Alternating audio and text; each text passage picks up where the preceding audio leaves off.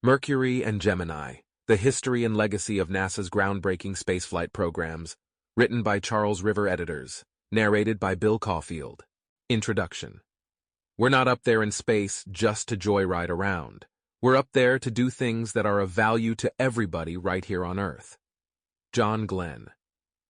Today, the space race is widely viewed poignantly and fondly as a race to the moon that culminated with Apollo 11 winning the race for the United States.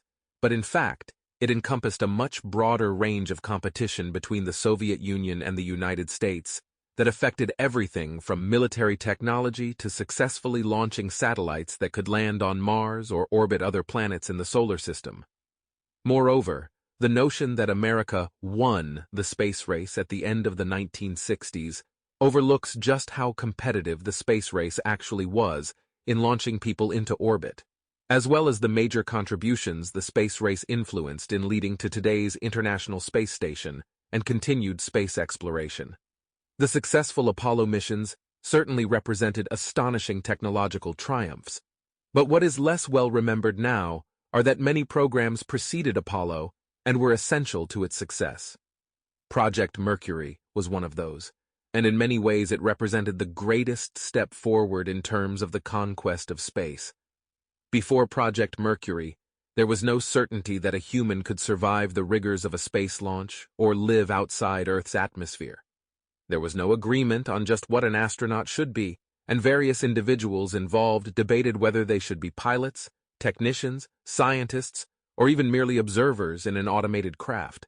Before Project Mercury, no one was sure what a rocket capable of taking a person into space would look like, or even whether building such a craft was within the capabilities of engineering in the 1950s. Put simply, Project Mercury aimed to answer these and other questions, while overcoming technological and human problems never before faced. All the while, the program took place against the backdrop of intense competition between the Soviets and the United States, to be the first to be able to send people into space, and if possible, to use that for military advantage. Because of this, Project Mercury was not just a step into the unknown, but part of an ongoing battle taking place in the glare of constant publicity to allow America to catch up with what frequently looked like an unassailable lead in space. Project Mercury lasted for less than 5 years, but the missions were some of the most momentous and intense years in the history of spaceflight. When Project Mercury began in October 1958, no person had traveled to space, and some people still believed that this was impossible. By the time that it ended in June 19... Sample complete. Ready to continue?